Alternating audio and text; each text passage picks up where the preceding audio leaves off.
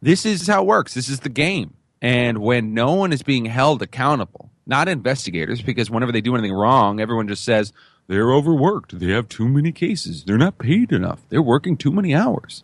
They always have an excuse. Welcome to the Lions of Liberty podcast. Here is your host, your guide, your shining beacon of liberty, Marc Clair. Hello once again, my friends. You have found yourself here at the Lions of Liberty podcast. This is episode number 132. I'd like to invite you over to our website, Lions of Liberty, to check out the show notes for this episode, which you can find at lionsofliberty.com/132. Before we get into the show, I want to tell you all about our great sponsors at LibertyManiacs.com, your home for all the political and satirical gear you can handle. As a listener of the show, you can receive a 10% discount off your entire order by using the discount code, you guessed it, Lions of Liberty. And if you're one of the many, many people becoming frustrated with your Obamacare mandated insurance, be sure to check out the alternative our friends at Health Excellence Select have set up for you guys. You can find out more about that over at lionsofliberty.com/health. My guest today is a former agent for Child Protective Services who is now a whistleblower speaking out against that very organization. He's the author of Legally Kidnapped, the case against Child Protective Services. You can find his work at legallykidnapped.net. And not only that, he is also the host of the Libertarian Atheist podcast. Carlos Morales, welcome to the Lions of Liberty podcast. Thank you for having me on. It's a pleasure to have you here, Carlos, and we'll talk about your CPS activism in a moment, but why don't you just start off telling us how you first became familiar with libertarian ideas? Was that before your involvement with CPS? It was actually before my involvement in CPS. There was a show called Bullshit on Showtime by Penn and Teller when I was about 15 or 16. That's actually when I was first introduced to skepticism, atheism, and libertarianism all at once. So I got a lot to be thankful for when it comes to Penn Jillette as far as my life and the things that came out of it after that. So I ended up getting kind of introduced to the whole minarchism and Ayn Rand ideas.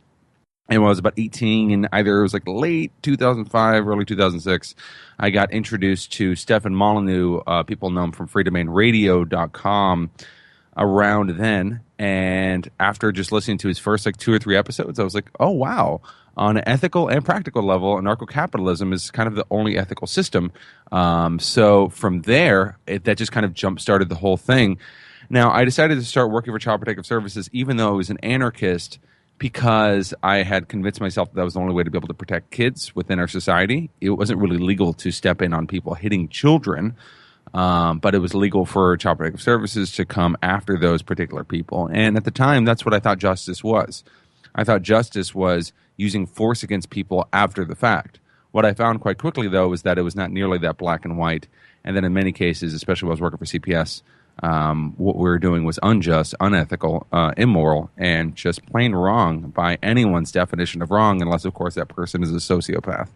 So that's really interesting. You went to work for CPS, even after coming into libertarian ideas, even after thinking, government or coercive government like we have today isn't really the way to go about things, but you still saw it as maybe, in our present society, this is the avenue that I can use to help children. So you did actually come at it from a point of wanting to make a difference in the world. Did you find that was a common attitude among other agents, or were a lot of people just kind of in it because, hey, it's a job, they're paying me, it's a steady income, and that kind of thing?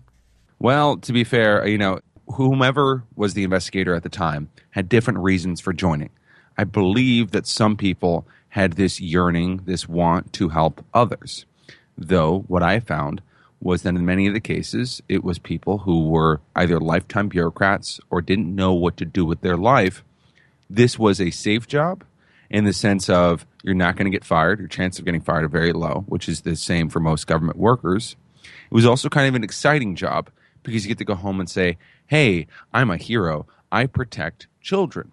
Now, did many of these people actually have backgrounds in childcare, in psychology, in dispute resolution, or forensics? No, the vast majority did not. And as I outline in my book, the training practices by which these investigators are taught to do those particular things, because they are held responsible for dispute resolution to tell whether or not a bruise came from a fall or a punch. If any of these particular things occurred, that's what the investigator has to assess.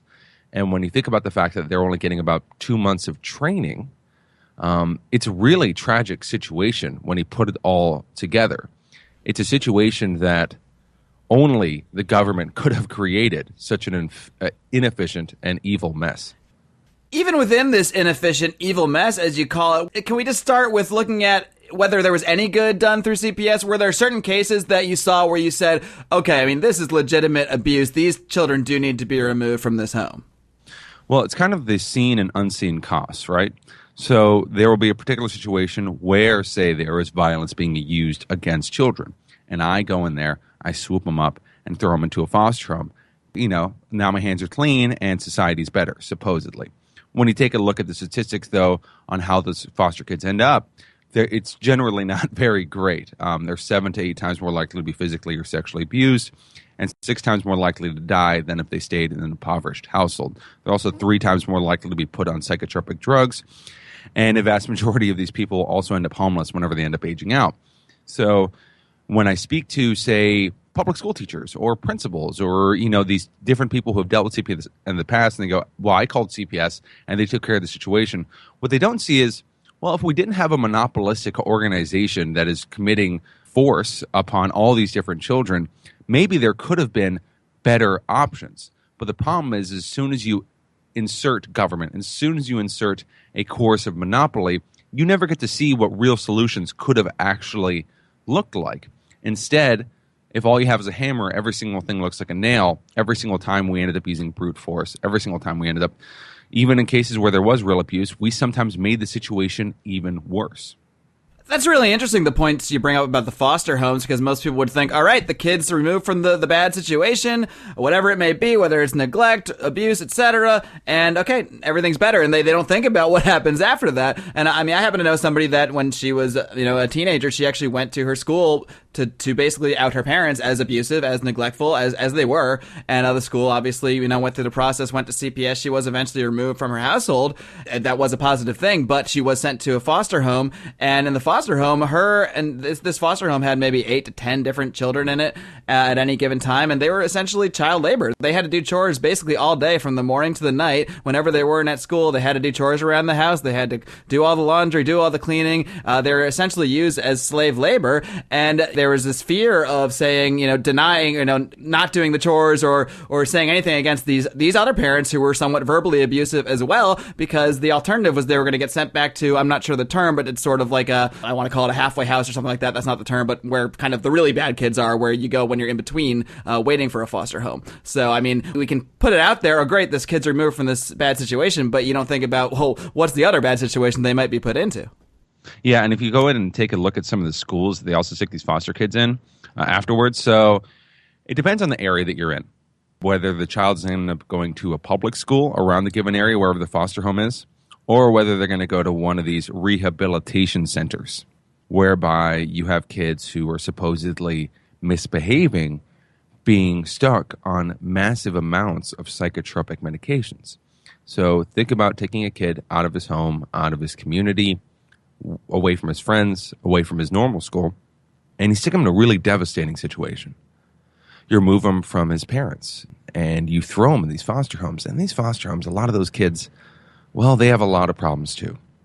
And the abuse that I mentioned, the sexual abuse, the physical abuse that's happening in these foster homes, a lot of times that's actually from foster kids themselves.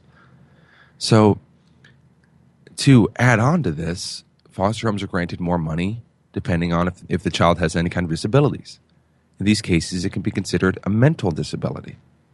So the foster home is being granted more money to put this child on psychotropic drugs. Plus, it keeps them quiet. It keeps them zombified, which can allow for 8 to 10 kids to be in one home. And the parent, foster parent, getting in quite a bit of money, to be quite honest. Now, he's misbehaving. He's misguided. You throw him in one of these facilities where the kid's not really learning anything, where he's being institutionalized, where he's being drugged, and he's being abused, and he's being treated terribly. Put all these things together, right? You can't look at that and go, yep, that's the best we can do. Because it's not. It's absolutely not. And it is a tragedy that this stuff doesn't get brought up more. There are over 400,000 children in CPS care. That's how many. We get on our Facebook timelines those cases where a cop beats up a black guy, or when some some silly thing happens in politics where someone spends a bit too much money on some kind of military defense contract. And those are awful. But these stories are not being told because the majority of these cases are in impoverished homes. They're in minority homes. In many cases, they're people who don't even speak English. They don't have a voice. And when I'm asked why I'm going so strong against this, why I'm not asking for some kind of reform, why I'm not, towing the line with maybe I can team up with this one Republican to do something. Well, take a look at Arizona, where they supposedly got rid of Child Protective Services. You can look up, just Google that. What was fascinating was they said, we're going to defund Child Protective Services. Now, I knew this was bullshit the moment I saw that no investigators were protesting. There was no supervisors protesting. No one was protesting. Why is that? Because all they did was rename the agency. They just renamed it. Because if they're actually going to fire anyone, well, that senator, that congressman, that mayor, that governor, well, they'd immediately be booted out. Because there's no real change in politics, because the political system is not in our favor. It is a parasite. CPS is simply a microcosm of the state, which is why I'm so strong with this anarchist stuff. It's because these people aren't just evil, right? And they think about kidnapping and raping kids all day, because they're not.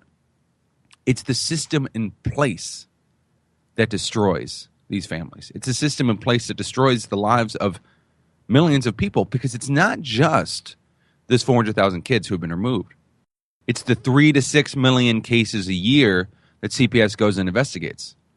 It's the ass clenching by every single one of those parents, not knowing whether or not leaving their child to play outside for 5 minutes will end up ruining their lives. Is that something that could actually start a CPS investigation, just having your kids playing outside? That seems so crazy to me. I did that throughout my whole childhood. Finally, the news is actually starting to cover some of this stuff. Lenore Skenazy, I don't know if you know from Free Range Kids, really great writer. She works for Reason. She covers a lot of this stuff. But, I mean, I went after kids for riding bikes outside 2 to 3 blocks away from their homes because, well, we don't know if they're going to be safe. But we know they're going to be safe on psychotropic drugs and forced labor camps known as public education. And being fed by genetically modified organisms and sitting on their ass all day. That's safe, not riding your bike.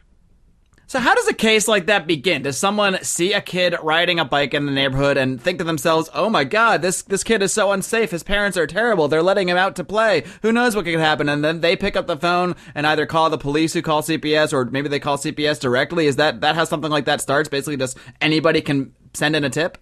You pretty much nailed it on the head there. I was hoping I was wrong, but... No. It's just as bad as you think it is. Actually, it's worse. So a reporter can actually be anonymous, or they can name themselves. When you think about if someone says someone else murdered someone and they know for a fact it was a lie and they're trying to get them convicted, what should happen to that person? Well, in my mind, at least some form of recompense, whether that be money. I don't really think jail time works, but if that's how your system works, then maybe jail time. Yeah, I mean, it's fraud, essentially, if you're trying to do that to somebody. Yeah. Fraud, right? You're defrauding these people. Well, an anonymous reporter can call in 30, 40 times in one family. Now, every single one of those cases can be closed, but you just caused a crap ton of stress and tens of thousands of dollars being wasted on these particular investigations, including maybe tens of thousands of dollars for attorney fees out of the parents' pocket. Now I'm on my 31st case of this family, and I'm looking at this, and all of these have been ruled out, and I'm this hotshot CPS investigator. Man, no one's found it yet? I know I'm going to be the one who found it, so I'm going to make this investigation even longer and destroy even more lives when it comes to this, right? This is how it works. This is the game. And when no one is being held accountable, not investigators, because whenever they do anything wrong, everyone just says, they're overworked, they have too many cases, they're not paid enough, they're working too many hours. They always have an excuse. The supervisors always have an excuse. It's usually they don't have enough money or too many workers. And the people making the reports, well, they're not going to get in trouble. I think there's been like one case in the last 10 years where someone actually went to jail. And when you stack all those things up, what do you think is going to happen out of this? What do you think is going to occur? You're going to get corruption. You're going to get faulty reasoning. You're going to get a lot of kids fucked over for no good reason. Let's walk through the process of how a CPS investigation works a little bit. So let's say you're Carlos Morales, CPS agent. You get this case. Little Johnny was out riding his bike. It's been reported that they think his parents are neglectful. So what's the first step in this process? What sort of powers do CPS agents have that might differentiate them from, say, a normal law enforcement investigation? Well, they have the power to fly and they can shoot lasers out of their eyes. No. Now that would be really scary. That would be horrifying. Yeah, I can see the abuse. I'm going to shoot you with my lasers. So the case essentially starts where someone makes in a phone call. This can be a professional, so it can be, say, a mandatory reporter like a doctor, a nurse, or a teacher, or it can be an anonymous reporter, maybe a nosy neighbor, or it can be a legitimate person who's like, hey, I know this person is being physically or sexually abused, or that the parents are supposedly using marijuana. Now, keep in mind that 80% of removals are not for physical or sexual abuse, but rather they are for negligence. Negligence can mean the kid's too fat, the kid's playing outside, or in many cases is actually for something like marijuana use, like the parent admitted to using marijuana, say, 3 or 4 years ago. Maybe even before they had children. Yeah, depending on the estimates, Child Welfare Report of 2012. I looked over a few other ones, and I have, I think, 82 citations in my book, which is only 100 pages. Trying to figure out all the different things, but it's anywhere from like 30 to 40% of these cases for removals are actually for marijuana use, including in states like California and Colorado and Washington, where it's supposedly legal to smoke weed. They can still get you for negligence. Just want to clarify this, even if a person, an adult, has a full medical license to use marijuana for an actual medical condition, say they have cancer and they're using marijuana, that can be considered neglect of their child if they're doing that. Yeah. Unbelievable. I brought up some cases of what it's called. There's different terms for it. One of them is called medical kidnapping. It's whenever they take them from the hospital. Say, like, I had a case where I was in a neonatal intensive care unit, and supposedly a woman had tested positive for marijuana while she was pregnant, like, I think 3 months in. By the time the 5th and 6th month tests got checked, she was already clear. I mean, she didn't have any more drugs in her system. Basically, she was like, yeah, I smoked some weed before I even knew I was pregnant, right? And she was a larger woman, so the drug stayed in her system anywhere from like 2 to 3 months, depending. When I went to the neonatal intensive care unit right after she has the kids, bam, immediately kidnapped the baby. I mean, that's what it is, right? If it's financially incentivized removals, that's called kidnapping, right? I take this child away from the parent. And they knew it was coming. They're like, yep, CPS, that's what you guys do. You take away kids for marijuana use. So the report can come from a number of different people. Now, from there, it gets thrown over to the supervisor. Something like 30 to 32% of cases are immediately thrown out, as in, like, it doesn't look like it's real abuse or there's been a lot of false allegations regarding this person. Then the supervisor hands over that information to an investigator. The investigator gets the report. So it'll say AP, the alleged perpetrator of the abuse, usually it's just the parent, say does negligence, physical abuse, sexual abuse, one of these three. It's a broad definition of what they consider abuse. And then it has a report giving them some information, social security numbers if they have it, what particular public school they have, or whatever else. Now from there, the first person I'm trying to get an interview with, if I'm an investigator, is not the parent, but it's actually the kid. Reason being, you want to make sure that the parent doesn't prep the kid on what to say or what not to say. Because according to the CPS and the state of Texas and all other states, the state owns the child.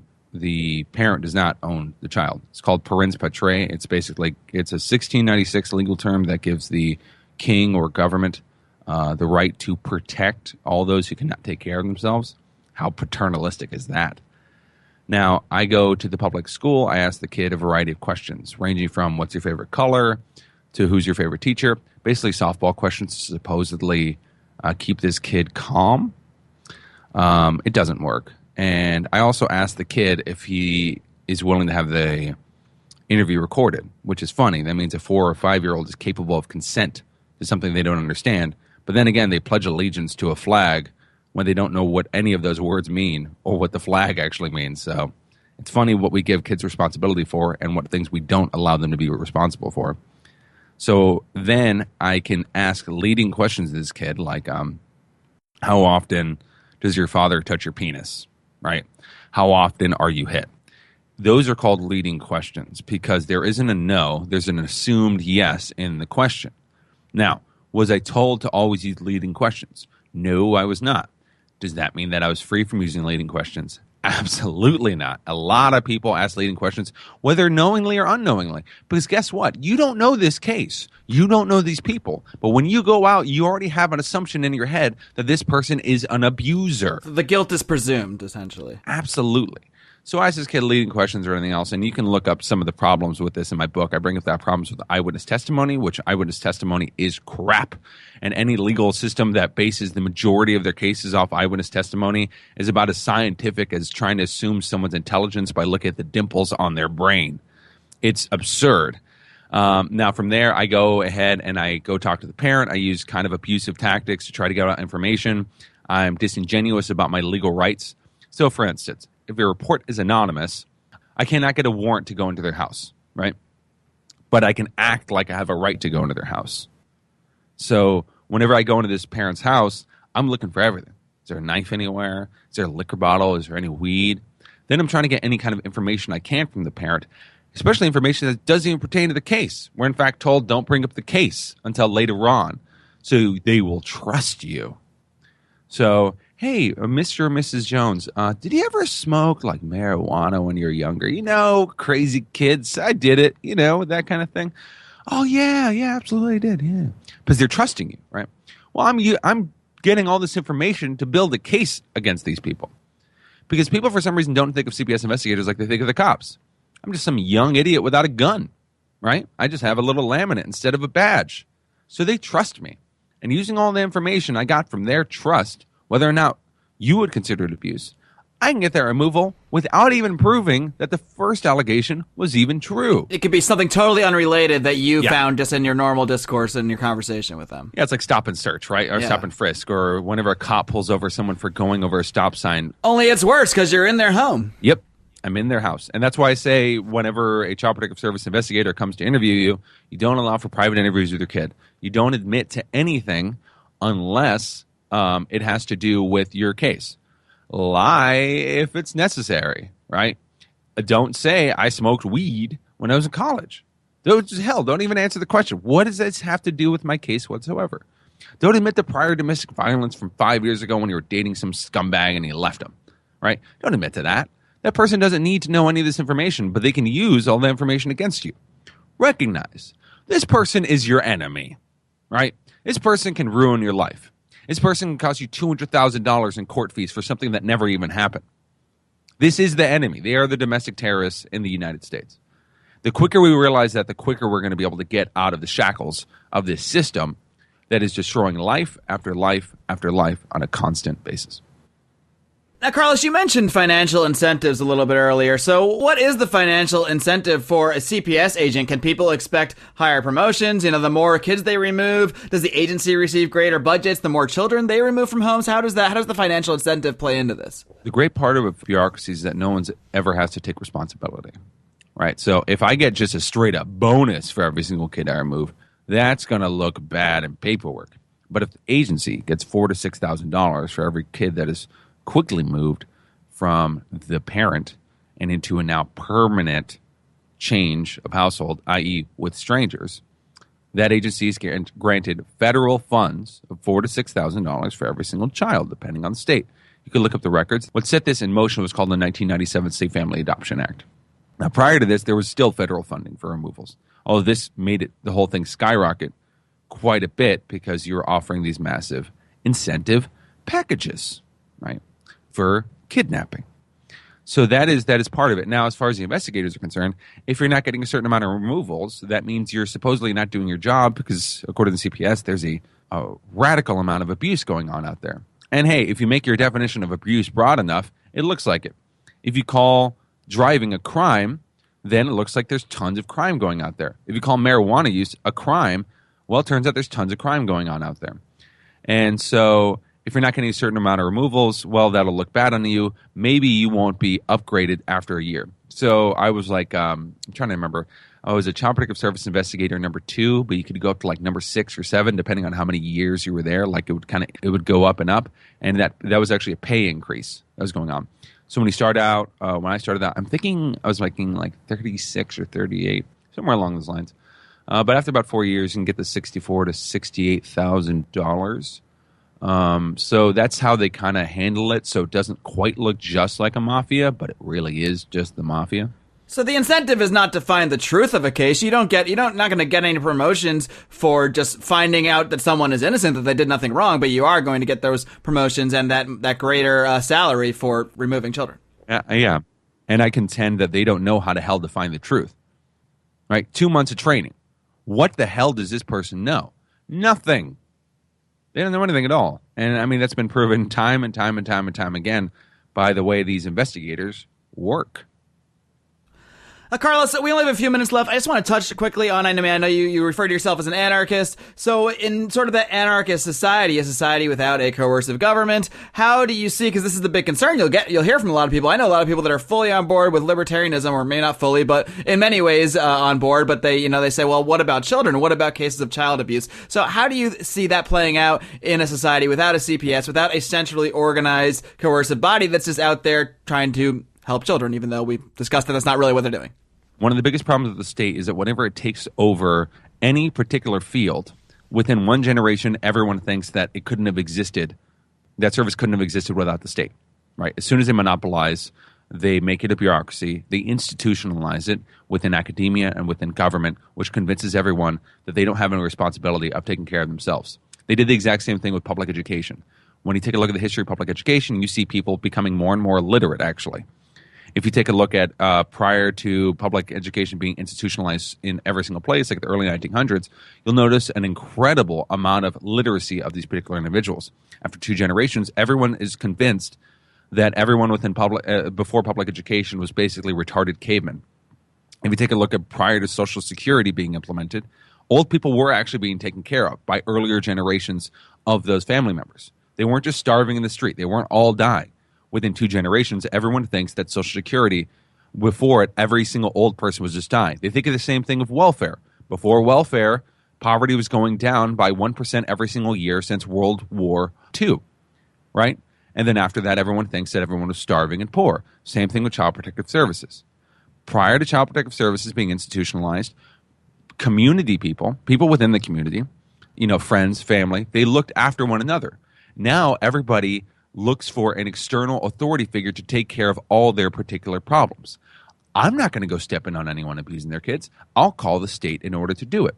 There is not a central plan that I can give you for exactly how it's going to be replaced, because I'm against central planning. That's the entire problem right there.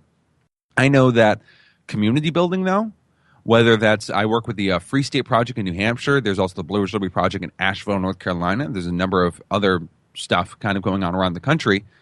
Within those, there's enough trust within the community to actually bring up these issues. Why is the abuse occurring? Is it because you're dealing with impoverished people? Well, the welfare state is making sure that's institutionalized. Or, honestly, who is the biggest child abuser in the country? It's the government. It is public education. It is psychotropic drugs. It is foster homes. It is Child Protective Services. Those are the big ones. So it's kind of like saying, well, without the military-industrial complex, how are we going to be protected? Well, the government doesn't protect people. It kills people. And that's what CPS does. If this seems in any way like I'm dodging the question, trust me, I'm not. I just simply state in the same way that I would not state, well, without the DEA, how are heroin addicts going to be protected? I'm not going to make the argument, well, without CPS, how are children going to be protected? Because I make the claim, and statistics show, CPS does not protect children. Right. Your argument is that this is clearly wrong. The way this is organized, funded, incentivized, all of it is wrong, and that's what you're out there doing, and we certainly appreciate the work you're doing out there, Carlos. This is a very important issue. Before I let you go, why don't you just run through all the ways people can find your book and find your podcast? Feel free to promote anything else you got going on. Yeah, I got plenty of stuff now. So there is Child Protective Services Victim Support. That is on Facebook. Okay, you can contact some of our people there.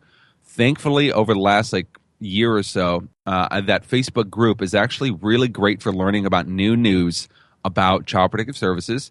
And I actually have some great people working with me, parents, attorneys as well, who are helping out individuals with Child Protective Services. You can also find my book, which is $3 for the ebook, $8 for the paperback, about as cheap as I could possibly do it, at legallykidnapped.net.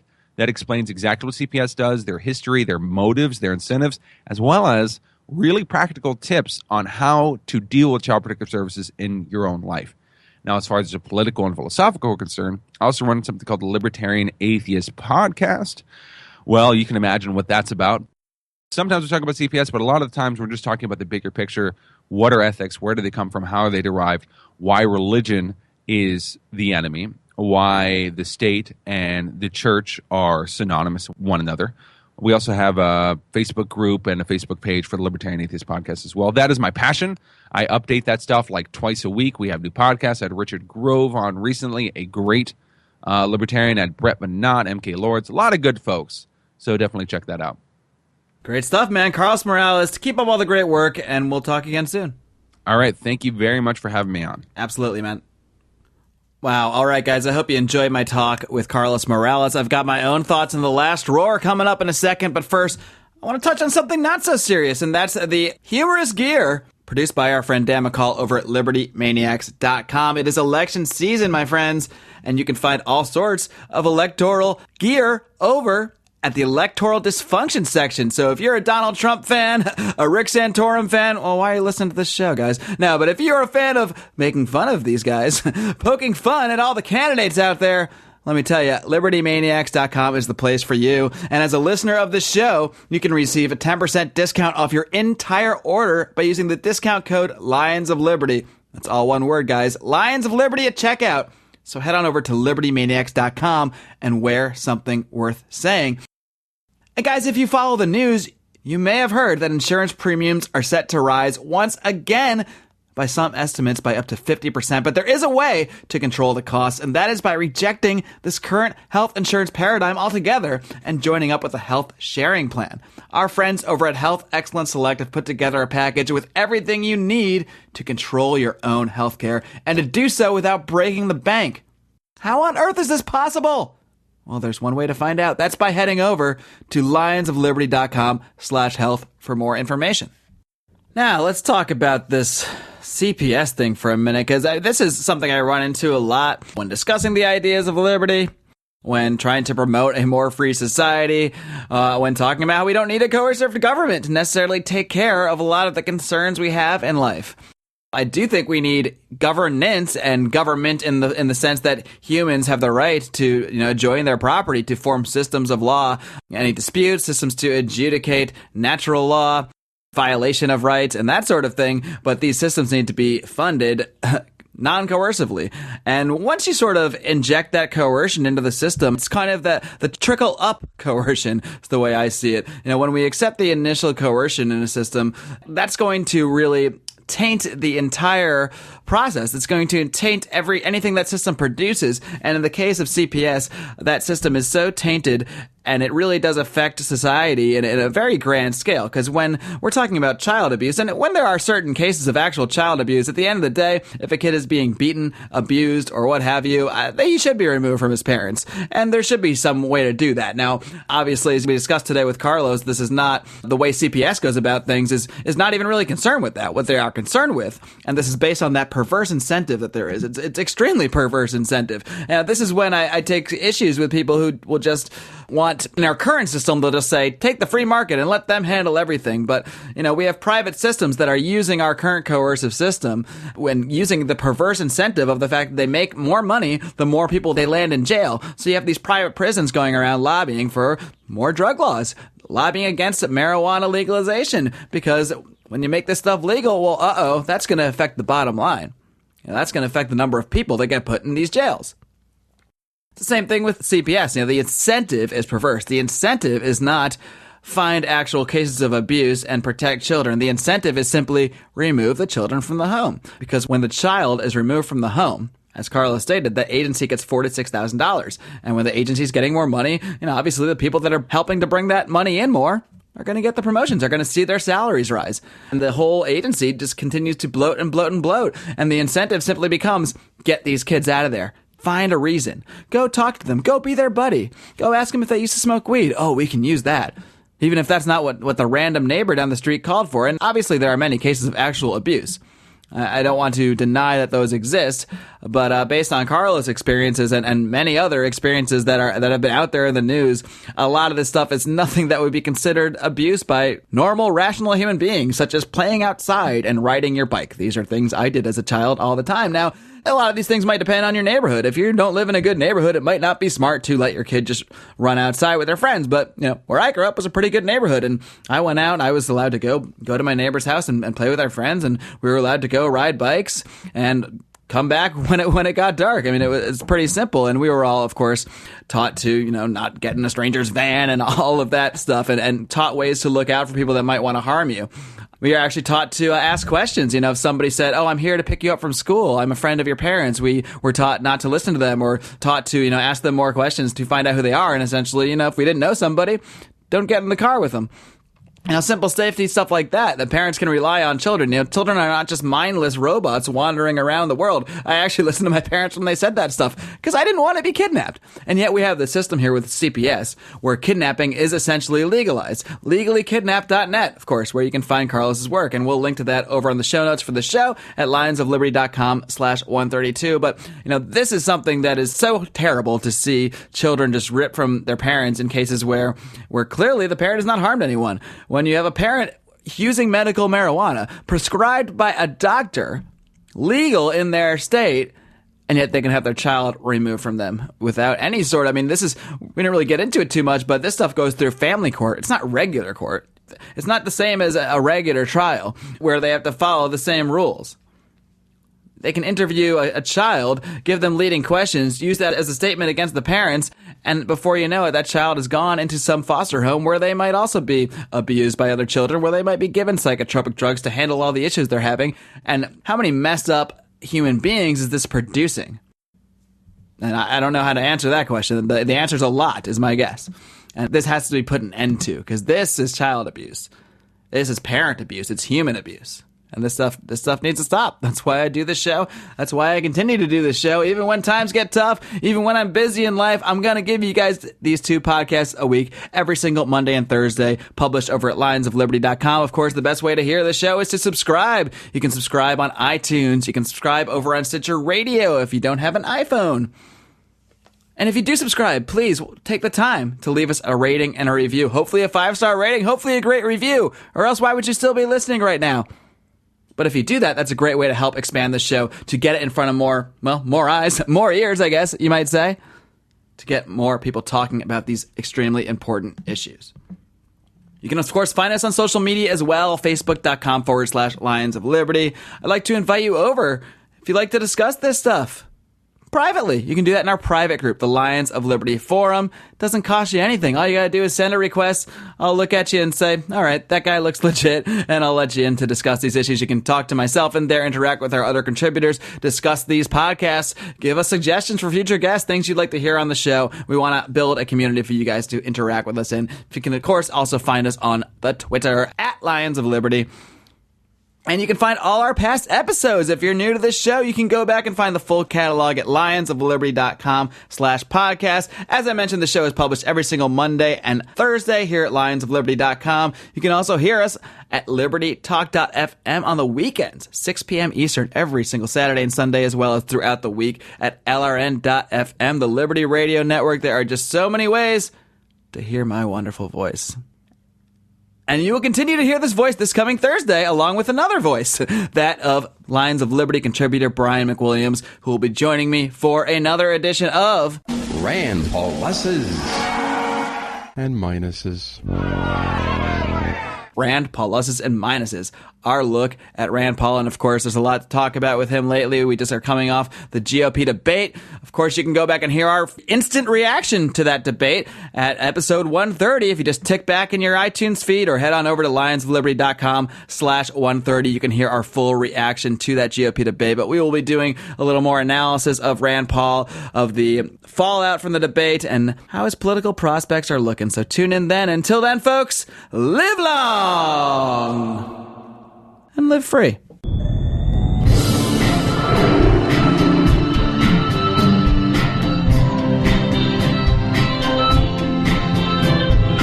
Head of editing and mastering is John Dahmer.